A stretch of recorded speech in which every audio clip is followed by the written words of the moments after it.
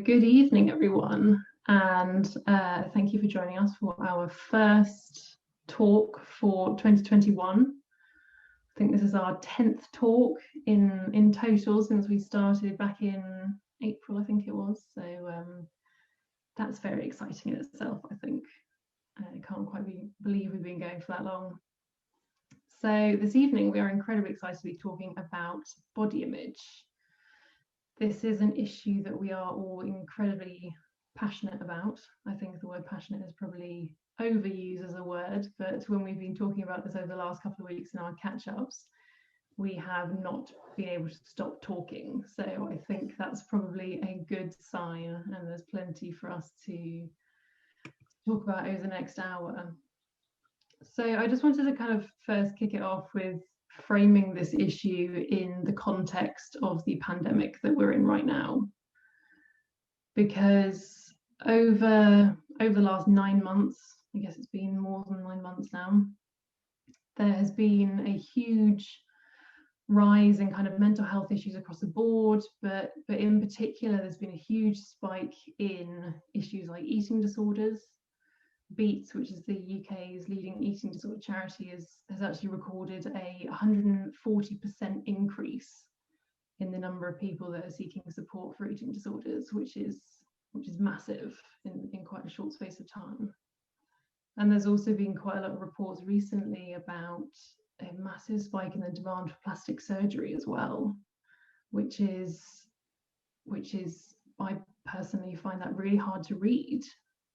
Because my thinking behind it is that at the moment we're kind of seeing the world and everyone in it through a whole lot of filters.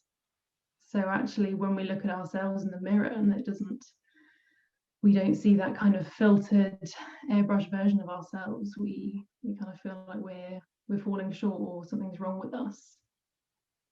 So I think as a society that is already at war with our bodies a whole lot of the time, this pandemic has just really intensified that. And so as some of you might know, when I was in my teens, I was diagnosed with anorexia, and I was at war with my body for a long time, and it's only really quite recent that has changed, and that I've developed a much kinder relationship with my body. I mean, it's definitely still a work in progress, and I think it is for all of us. But at that time, and for a long time, it was kind of the most important thing, how I looked, my shape, size, weight, all of that. And it really felt like my happiness, my self-worth, my lovability depended on what I looked like.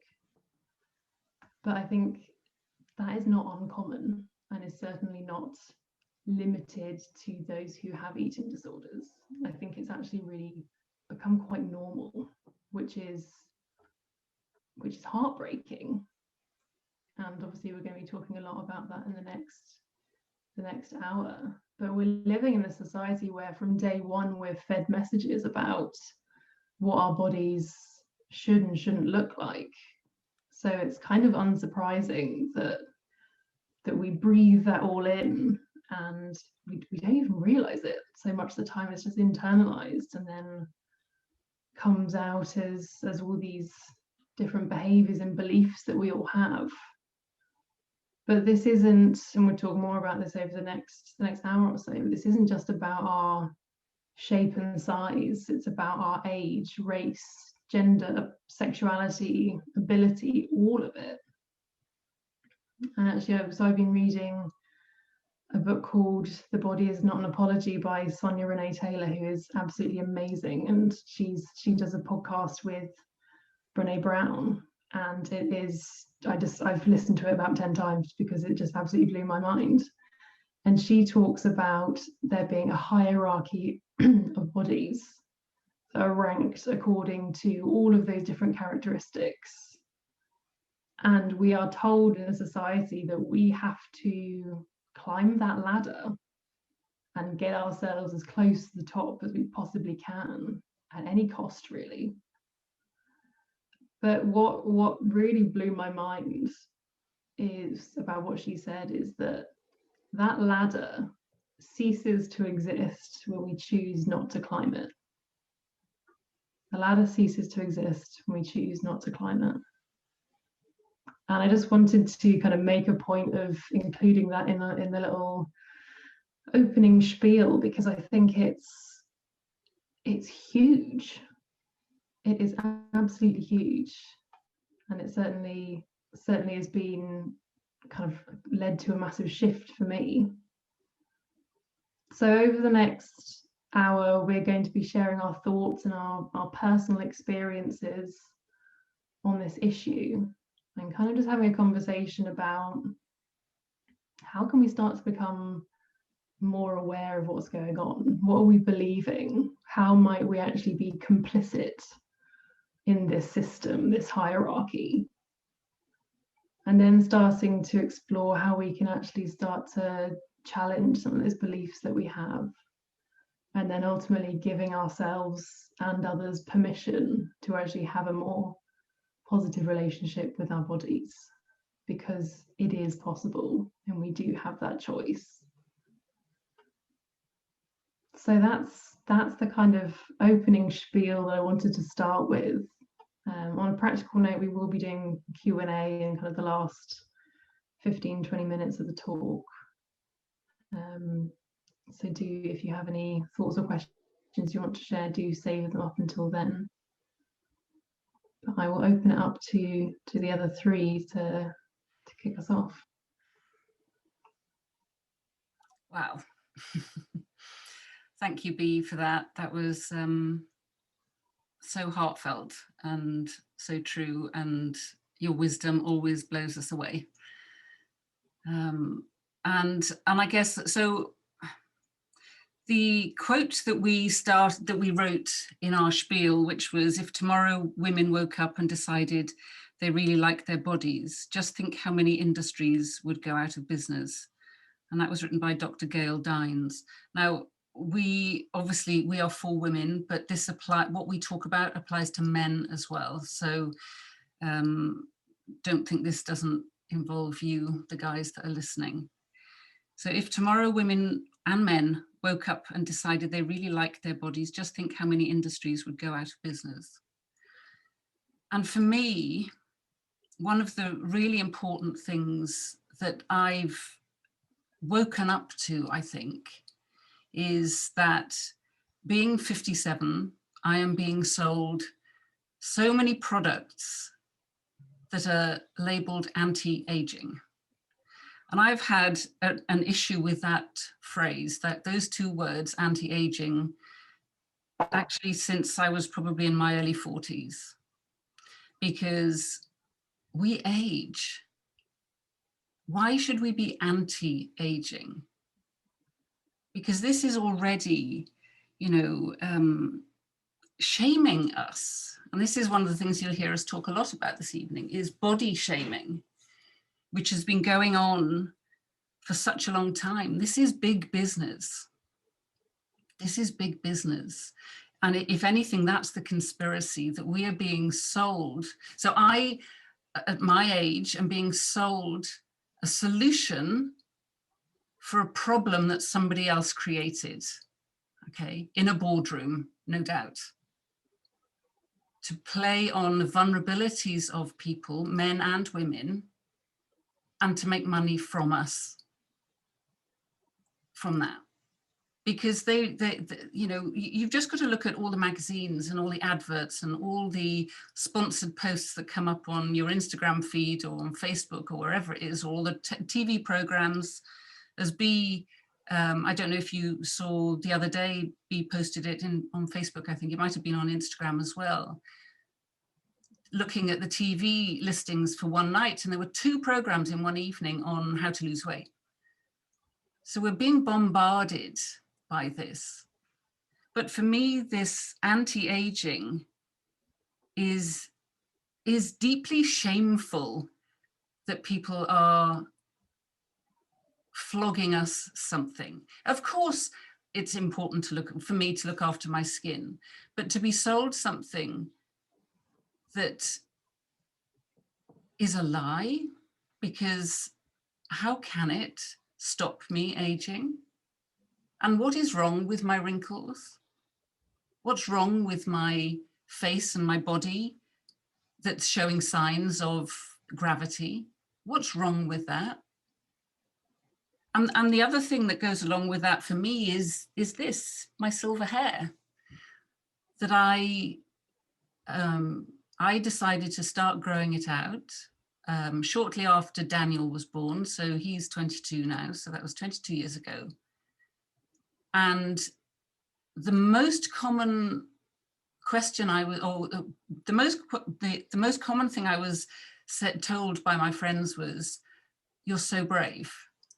I could never do what you're doing." And my question now is why? And it's fine. I have no, and again, there's no judgment from me here about whether you want to let your hair go grey or not, whether you want to use anti-aging products or not, but it's questioning why we're doing it.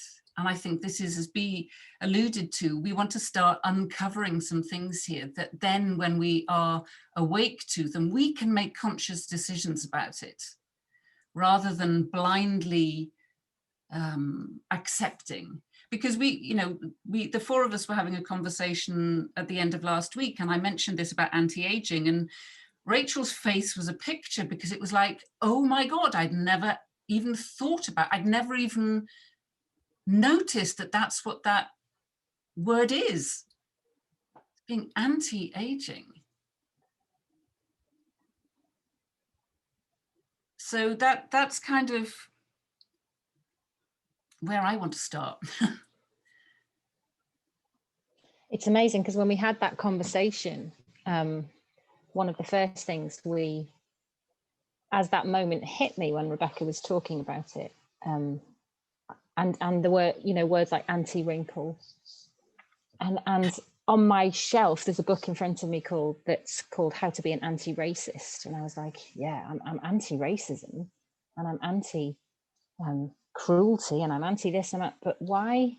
It just, for the first time ever, because it almost felt so ridiculous that I found it humorous that for a number of years now I've been buying things that are anti-wrinkle, like damn the wrinkle, like who and when did that happen? I find it incredible. And yeah, when it came to me starting to buy and consume these kinds of products, I buy them, some of them now because I really like the smell, but certainly when I started buying stuff that said anti-aging, I was buying them because, well, I hadn't even questioned that it would be expected of me to try and look as young as possible for as long as possible, and that was important, and that how I looked was important. And yes, it's important, and yes, I like the smell of some of these things, and yes, I want to look nice, but equally I'm not anti the process of aging, because then I'm going to simply punish myself or spend thousands putting creams on my face that make very little difference actually. And why are we doing that? And it's this idea of shaming you into buying something to do something about this aging process. I mean, I am 40 in April, and I've had 2 children, I've had life, I've had stress, I've had loss. So my body, face, and all kinds of things are just going, really, Rach? And now you're in a pandemic. And so there's enough going on without me worrying about what else I need to be anti and what else I need to be doing to myself to conform to something that society suggests. You're getting on now, maybe you should start to pay attention to your face. I mean, I don't get it. So, and for men as well, there's a lot more products. I've done quite a lot of work in all boys schools. I've got a lot of male clients, and the pressure is equally there. It's like, well, and particularly I think around middle age, there's this idea that we need to get fit and healthy and look after ourselves, and that's great. But then if somebody is a slightly heavier build or does not look like the magazine front cover, there's something, they're either lazy or not doing enough to look after themselves. And actually, when did we start having this conversation, and when will we stop? And it's like what Bea said in the introduction, like we're just breathing this in, we don't even notice it necessarily. And like, when Rebecca pointed out this the anti-use on the creams. Like, you know, I was like, yeah, it's just crazy. But you don't notice it until you notice it, and then you see it. So I think part of what we wanted to do, and our intention why this is important for us this evening, is not to place judgment necessarily, but to raise awareness, to help us open our eyes to some of the stuff that we maybe just breathe in and don't even realize we are. And when we were prepping for this talk, not that, you know, it's not that it's scripted or anything, but we have a conversation about themes. And I came out with my big confession on the call, that I actually love my body and I appreciate it. And I, yeah, and why is that a big confession? Because I know it's not the norm. I don't ever say that out loud. Like, I'm saying it now, and it feels quite brave to say that, because everyone I typically speak to, certainly in my kind of female circles, doesn't come from a position of loving their body. I'm very often in conversations where people are talking about what they don't like about their body, or weight they've put on, or what they want to change. And when I'm confronted with them conversations, it doesn't seem the right thing for me to say and share that I love my body, because it feels that am I showing off if I say that? And no, or will I not belong? Like, because we yearn to belong, don't we? So it feels odd to say something that isn't the norm. But now that I'm looking at this more, I'm thinking, well, actually, I need to embrace that message, because surely that needs to be the aspiration, that more people love their body and our children love their bodies. And then with that, we don't need to, you know, we can get the creams or do the diet, or, you know, whatever we do, but do it from a place that we're not disgusted with ourselves. And you know what, I'm a size 14. I have lumps, bumps, dimples, marks, wrinkles, you know, what you'd expect.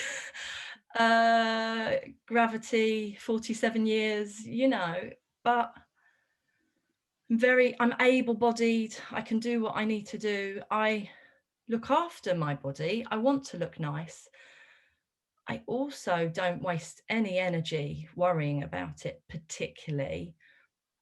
And I think in terms of me as a person, it's possibly the least significant thing about me.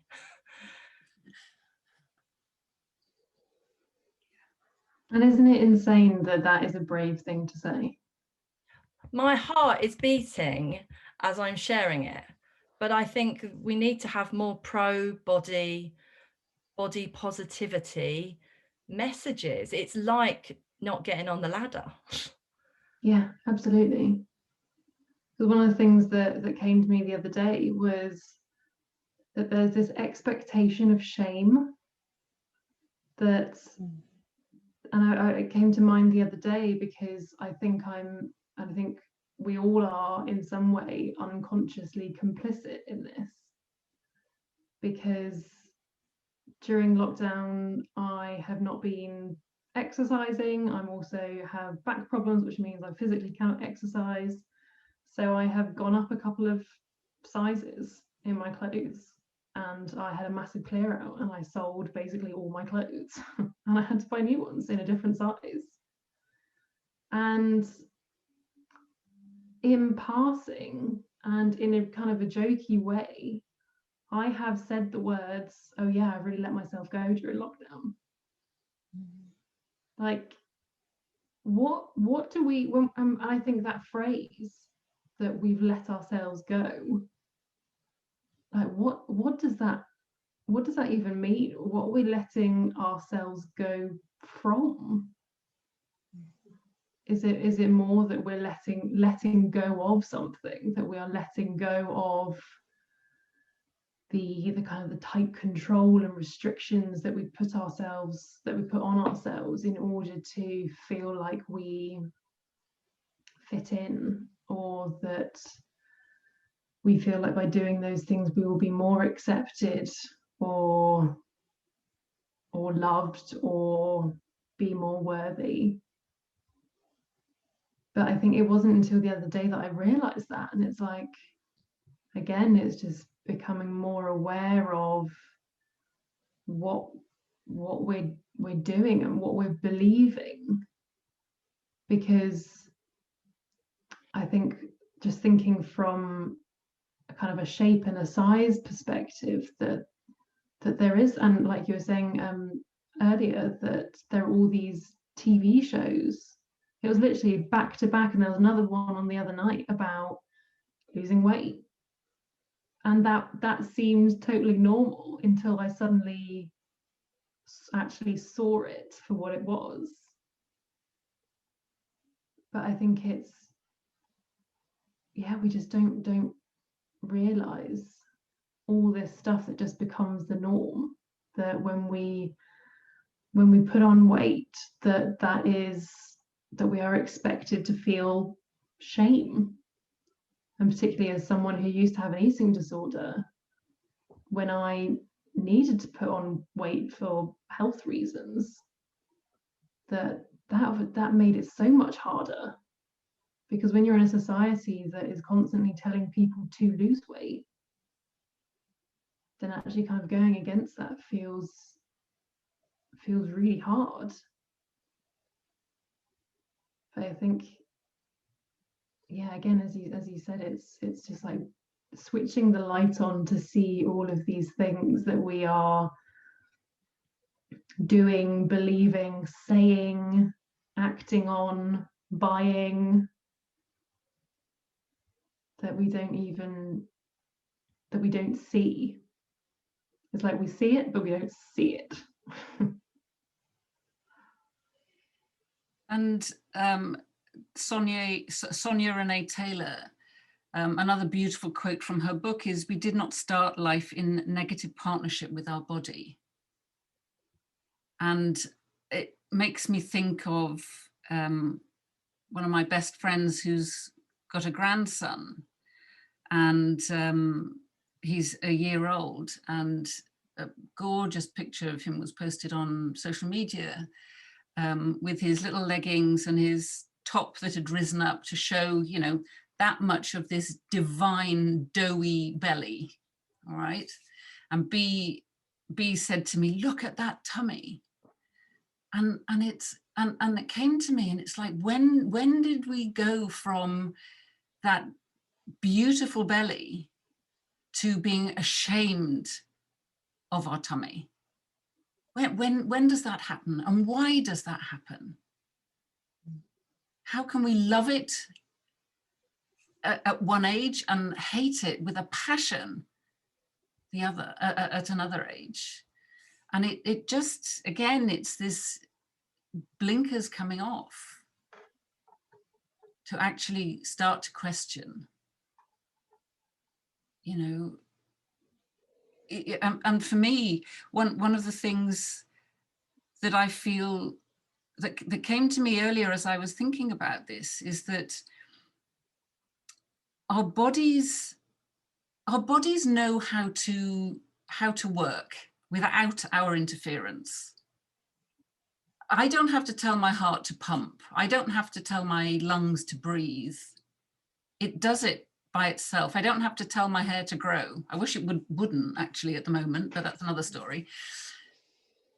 And yet we feel we know better as to how much food we should or shouldn't be putting in our bodies, or how much exercise we should or shouldn't be doing. And I firmly believe that our body will find its own equilibrium when we stop trying to numb the pain that we feel. And whatever that pain is coming from, and as B said earlier, it's this feeling of not being good enough, or not being accepted, or not being lovable. When we realize how magnificent we are, what a gift it is to be alive, then we can get on with living and showing up and exploring life without this heavy baggage that we're carrying of how do I look, you know, and beating ourselves up because I did it, I've done it. I still have days where I kind of look in the mirror and go, you've let yourself go, or you're looking good. You know, I've been exercising more. I have one of my treats for myself. God, I've just called it a treat. Is to have a PT once a week. My body has changed as a result of that, and sometimes I can be delighted with it, and sometimes I can, like B said, I need to get new clothes because my body's changed. And we can flip-flop between all of these things, but I think if we can wake up to the fact that we've been conned here, we've been told we're not good enough, we're not beautiful enough, we're not, I don't know, just we're not good enough as we are. Because that doesn't make money. Yeah. The commercial machine of body shame stops as soon as people realize they are lovable, whole, wonderful, just as they are. And if they listen to their own instinct, they'll know what makes sense to do to feel better in their bodies. Not because someone's told them they need to do this, otherwise for some, you know, they're not up to the mark. Yeah. I love that. And when we were talking in our conversation before this one, so our themes conversation, you know, we often talk about Glennon Doyle because we still and will always love her. And there's a part of her book where she says, I stopped injecting my face and my skin was good. I stopped dieting and my body was good. I stopped dyeing my hair and my hair was good. And it was almost it's a lovely part of the book, but actually it's the bigger question is, if we spend all of our time focusing on these things, all of our energy thinking about these things, what are we teaching the next generation who are going to inherit our planet? And it's almost like what we're saying is, it's so important, you know, how you look, what you attain, how you look after yourself, the size that you are, that's so important. And we're not focusing on the right things necessarily. So yes, look after your body, feel healthy, feel powerful, do what you want to do to your hair and your skin and your face, but actually we're not teaching that what's really important is your contribution or your compassion or your kindness. And we spend, you know, if I'm a child listening into grown-up conversations around me, there might be a lot. When I grew up, certainly it was mostly about diets. I was overhearing my mum and her friends talk about weight they were losing, childcare, domestic, you know, all the stuff that we inherit and breathe in, or that I have inherited and breathed in. But I wonder what the conversation would be like, or what our next generation would look like if we turned down the focus on what things look like on the outside and dialed up the focus on talking about, you know, what your contribution is today, or or something that does not involve the external appearance. Right. Yeah. And the following suit with the Glennon Doyle quote, obviously. The other one was, it goes something along the lines of, I stepped on the scales every day to check my self-worth. And going back to what I said at the start, like, that was me. That was me. The number on the scales when I had worked for a long time defined my self-worth. And I think that is the case for a lot of people, which is heartbreaking. And I can say that now because I see things differently now. But I think that is or looks like the reality for a lot of people. And I just wonder, like, what would it be like if we actually looked at our bodies completely objectively. Because when we look in the mirror and when we look at other people as well, this isn't just about how we feel towards our own bodies, but it's also how we look at and how we judge other people's as well. That we see it through all of these filters of our conditioning, of all of the messages that we've been receiving throughout our entire lives, that we must look a certain way. So I just wonder what it would be like to actually see our bodies and everyone else's completely objectively. Because surely if we did that, and I'm not saying it's easy, if we did that, how on earth could we possibly not like our bodies? Or not at least respect them for what they are and what they can do? Because there is nothing objective about all of the layers of judgment that we add on. That is not fact. We talk a lot in our other talks about kind of what's fact and what's fiction.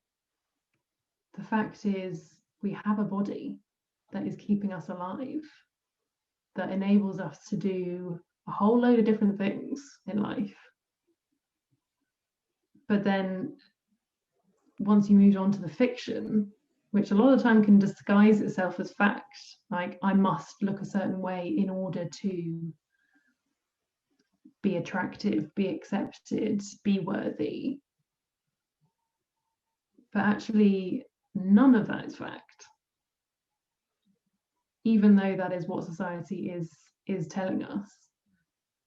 So I think like that has been massive for me, because and like, if we are looking objectively, another thing that we love to talk about is like putting the full stop after the fact. It's like, as I said during lockdown, that I've gone up a couple of sizes, full stop, rather than I've gone up a couple of sizes, which means that I've let myself go. I am lazy. I need to get out and go for a run. I need to do whatever I can to get back to the size I was before lockdown. Otherwise, ... Dun, dun, dun. Otherwise, my world will implode. But I just think that that idea of fact versus fiction, objectivity versus subjectivity, is massive for me anyway. In just starting to kind of unpick this mess that has been created, where they kind of disguise everything, all these ideas disguise themselves as facts and truth. Yeah, and it's hard to pin down the objective fact when there's so much being fed that is not in line with reality.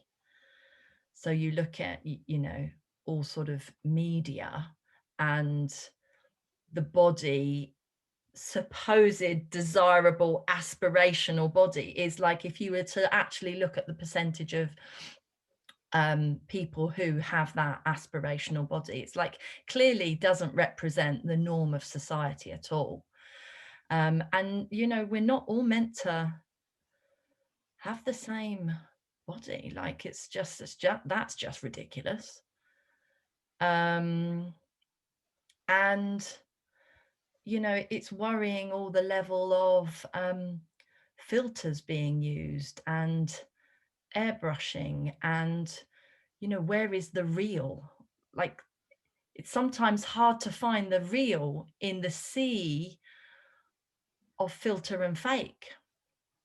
And then we hear stuff like the news article you shared, B, about people getting the no one knows job during lockdown, because they can be on Zoom meetings without their video and no one will be aware of their recovery period.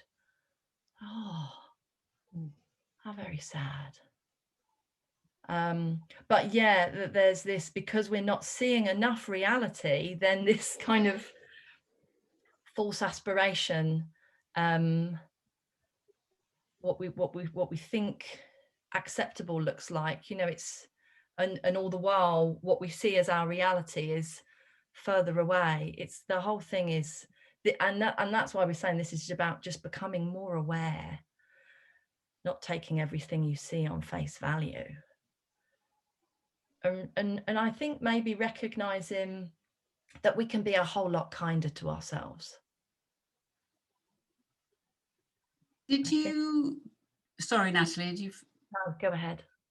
I don't know whether anybody saw, there was an artist, I must have seen this a couple of years ago, an artist who was, he couldn't see the person, but he was asking questions, and he was asking them to describe themselves. And it was of their face. He was going to draw a picture, and what their eyes were like, their nose was like, their mouth was like, their hair was like. And he drew that picture, and then he put it up on the wall. And then he got somebody else to come in and describe that person. And he would draw that picture as well. And then he hung that up next to the picture that they described of themselves. And I'll see if I can find it, because I will then put it in the email that goes out with the recording of this, because it made me weep. Because you could see everybody was playing small in that way. They were there was something about them. They looked sad. All of these pictures that this man drew of when they described themselves, they looked sad somehow. And I mean, everybody was crying just by watching it, because the realization that actually we're, again, what are we seeing of ourselves? We don't go in to celebrate ourselves. As Natalie said, even saying the words, "I love my body," was giving her palpitations, you know? But what do we gain? What do we gain from finding fault with our own and other people's bodies? Yeah. Because when we ask that question, it's like I don't know. What is the answer to that? Because I mean, I think I would certainly previously answer that with, oh, but I'll feel better about myself, or I'll feel happier somehow if I find fault and then improve myself to get to this aspirational image. But actually that's just not true. That we don't find happiness and self-worth and all of those things out there off in the future in some different body to our own. That's just not true. Even though we are told that every single day. We're sold the products from the smiling teenager. But it's really not true. Like, what on earth could we possibly gain from that? And what is the end point? Because it's like the goalposts are always going to be moving. It's like the other day I saw a video about, which made me laugh, which showed someone putting on eyeshadow underneath their eyes to create kind of dark circles on purpose. Apparently that's fashionable now. I mean, it's great news for me, but it just shows how fickle trends are and fashion is, and how like the beauty industry, how like one, and you can see it looking back over the decades and centuries, how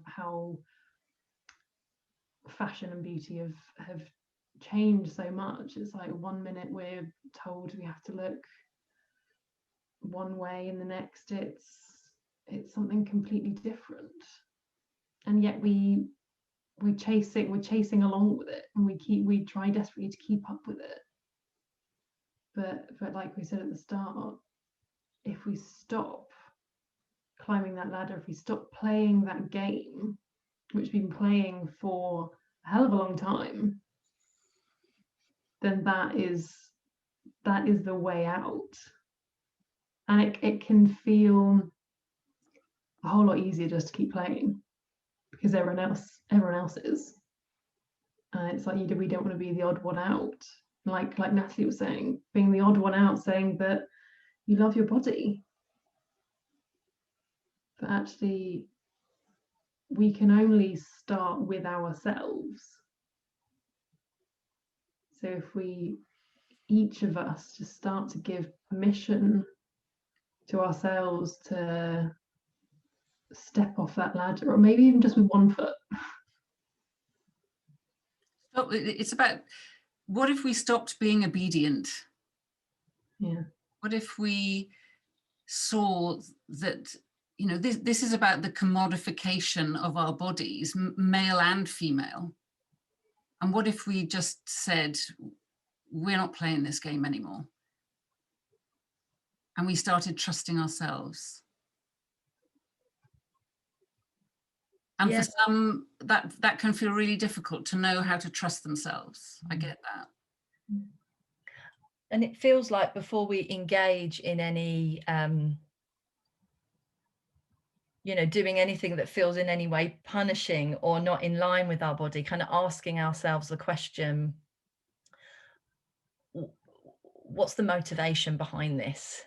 Is it because I'm not feeling good enough, or there's some kind of, you know, insecurity or loathing, or is it because it genuinely feels like the right thing for me? Just even that pause to understand whether our decisions are based on the right, you know, what really feels aligned to our wisdom, or what is just because culture expects it. By the way, I've opened the chat. Oh, so okay. if anyone wants to share anything they're feeling, or any questions for us, or any insights you've been having as we're chatting, then please do share. And sorry, Rebecca, go on. No, you go ahead. Right. Well, I was just thinking, we talked a little bit about, you know, obviously the four of us, we're all human. So some days I will wake up and just go, let myself go. And other days I'll be out of that cultural conditioning. But on the days where perhaps I'm feeling a bit more punchy about this stuff, or I want to, we talked a little bit about what could I do? What can we do that's more of a proactive response to this? And I think with Natalie, what you shared, that's so beautiful and so inspiring. And so one of the conversations that came up was that, I don't know whether you will have seen somebody walk into a bar, a restaurant, an office, a room, and be totally confident, totally in control of their stuff, owning it, working it, however you want to word it. There would have been part of me probably quite a few years ago that would have gone, you know, particularly if it was a woman for some reason, who does she think she is? Look at her. And actually we need, and this is what all of the books that we're reading are saying as well, we need men and women who are totally full of themselves and who just love what they're doing and putting out there. So one of the things I was thinking about was, you know, what could I do more of to be proactive and to be anti this conditioning? And it would be to, if I overhear that kind of thing, to stamp that out. And it's like, look at her, look at him, that's amazing. Look at Natalie, that's amazing. Look at me, you know, that kind of. So I just found that quite interesting as well, that maybe there's something we can be doing that just really turns the focus on how amazing we all are, rather than, you know, so really shine a light on those who get it. And we will have permission to also then start to see that about ourselves. I love that, and it leads me on to be reminded of the actress and activist Jamila Jamil, who has on Instagram and well elsewhere, her kind of stuff is called I Weigh, and she has a brilliant podcast, and I love her. And at the end of every session that she's recorded, she asks her guests, what do you weigh? And of course, she's not asking how many kilos or pounds they weigh. And so, you know, if I were to say what I weigh my big heart. I weigh the love of my 3 children. I weigh my beautiful relationships. I weigh my vulnerability and my creativity. And I'll ask the others just to say a couple of things about what they weigh. And if it feels appropriate, then I'd love to know in the comments, right in the chat, what you weigh. Because this is exactly what Rachel was talking about. This is what's important for us to share, not the number on the scales. Rach, what do you weigh? I weigh my confidence. I weigh my humor. I weigh my compassion. And I think one of the things I'm realizing recently is I weigh my ability to soothe others. Beautiful. Natalie? I weigh my connection with others. I weigh my wisdom. I weigh my love for my family and myself and my friends. I weigh my positivity. I weigh my compassion. Billy? I weigh my creativity, my beautiful relationships, my amazingly cute 9-week-old puppy, or my love for him. I was going to bring him on tonight, but I thought best not to. My love of my work, my connection with other people,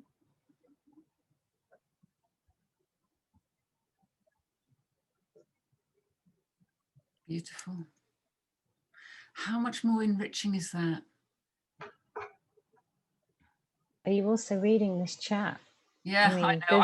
I'm on the verge of tears here. There's a lot of love here.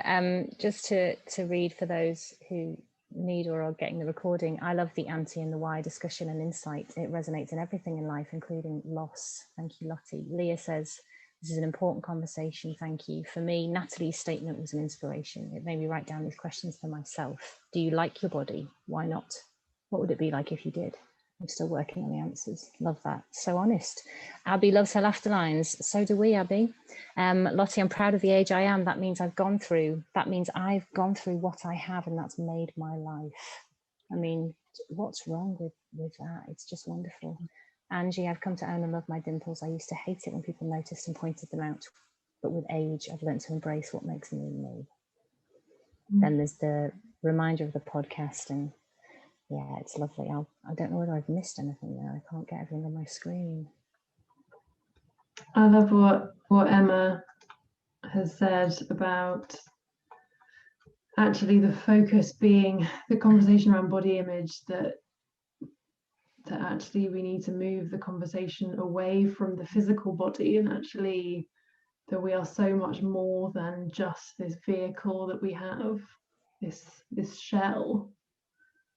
You're absolutely right. It's about our soul, our heart, and our mind. Yeah. Why do we define ourselves by this this outer shell. Yeah. Love that.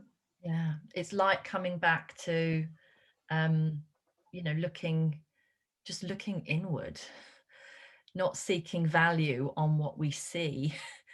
This is not about, we might not necessarily see it. It's more of a feeling. To share what Lottie said, and I hope I can. Lottie's a very dear friend of mine. She says, I weigh, and I'm not sure I can get through it, but I weigh the pride of survival after loss. I weigh my care for others. I weigh my experiences. I weigh the pride of being my parents' daughter. I weigh my boy's life. I weigh the love for life. I weigh my love for my husband. I weigh the love of my late husband. I weigh the love of my work. Lottie, thank you. Thank you. That's beautiful.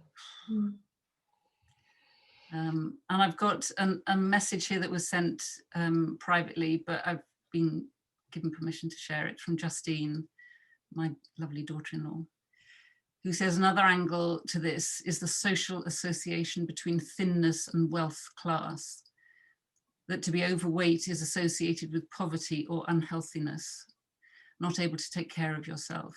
And what if you make enough money? You would then spend it on gym membership, you would be thinner, have your nails, hair done, etc. Very fascinating and completely unconscious that you can't be well off financially and overweight, not wear makeup, etc. Like the two, thin and wealthy, should go hand in hand. Blimey, yeah. Yeah. Yeah. That's crazy. Yeah. It just goes to show that there are so many facets to this. I mean, we could stay on here for hours, and I would love this to be a kind of a much broader conversation and discussion with everyone here and everyone in our community about this, because it's endless, and this hour that we've spent together, this hasn't even begun to scratch the surface, as we're seeing with all the comments that we're getting through, that there are just so many different ways of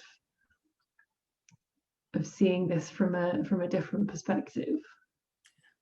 There are so many things that we are kind of blind to, all these assumptions, all these beliefs that we don't question. Yeah, so as you get closer to the summer, you know that all the magazines have bikini body, bikini diet, you know, new year, new you, all these, what you were saying, just we just get fed it. Really interesting. Like, so what Rebecca was saying about her grey hair, because I'm 47 now, so I have you know, starting to get grey hair mixed in with my dark hair. And it's really interesting because I've just kind of gone down the route blindly of colouring it, not really questioning it, because that just seems like what everyone does. And in all the magazines I read, I would have no idea actually how I would embrace grey. What does that look like for someone with my type of colour? It's just no literature on this. It's nothing I've ever seen or consumed that would direct me to know what to do, apart from you know, the obvious option is colour. And I'm not even sure I could seek out advice from a hairdresser, because they'd probably want me to be on their books for you know, colour of some description. But it just, I hadn't even really thought about it till just recently, really, just this assumption that that's what I do. And you know, I probably will continue doing what I'm doing. I might think about it in a different way, but just the fact that I didn't even consider not. And watching the telly last night, there was some, I don't know, Paul Hollywood was on, and he's there, he's in his 50s, he's got his grey hair. No one bats an eyelid. Not the slightest. And I know I don't want this to be necessarily a gender thing, but you know, there was no question of it. It's my husband's already going grey, he'll continue to go grey. Just won't even consider him dyeing his hair. Like, I'd actually actively say, don't do that. But he would actively say, Natalie, I think you ought to, like, or just that he would prefer it just because, you know, and isn't that strange? I mean, he loves me, and, you know, if that's what I decided, I'm sure it would be fine. But these things we don't even question. Yeah. I love some more of the comments. Emma, you're on fire tonight. Bring it on. There's a great quote from someone you spoke to. There are as many diets as there are people. Yeah, each person is so beautifully individual. Yeah, you're so right. And anytime you feel dissatisfaction with who we are, remind yourself, where has this belief come from? Direct any anger you are throwing at yourself to the people who have instilled that belief in you. Yes. Magazines, a lot of the time, you know, Yeah. there's another comment I've had, you know, the biggest culprits are magazines that start proclaiming that they're celebrating empowering women and end it by showing recipes for calorie controlled, you know, meals. And exercise, and then they're selling you anti-aging products at the same time. Yeah. Mixed messages. No wonder we're all messed up. Yeah. Ruth has also said, I think as women we're really hard on ourselves. Come to love my body over the years too, its strength and ability. But it's inspiring to hear Natalie say it aloud.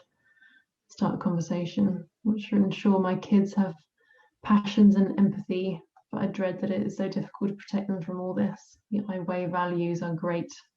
I'll start to use those. Yeah. And Lottie says, with all of this, to me, it's important that we remember the first thing that needs to happen is that we learn for some of us to love ourselves, as only then can we rid ourselves from the world of musts. And there's a beautiful quote that I saw by somebody called Hannah Bloom, who I don't know, who says, when I let go of the girl I was pretending to be and fell in love with the real me, I found the key that unlocked the cage and set me free. I think that's beautiful. Yeah. Oh, that is beautiful. We're at the top of the hour. I want to go on. But yeah. Well, I think we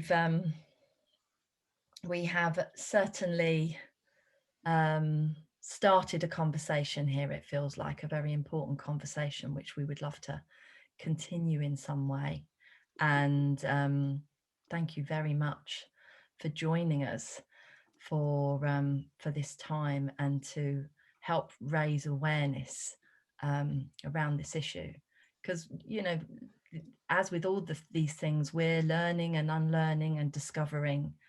And it's been really insightful for us to start looking more in this direction and seeing what choices we want to make for the future from a place where we feel more informed, and definitely the kind of some parting messages around this is looking in the direction of self-love as opposed to self-loathing. And if we can give ourselves permission to be kinder to ourselves, be gentle to ourselves, especially in view of what we're going through at the moment. I think anything we can do that helps us nourish ourselves, not punish ourselves, has to be a positive way forward.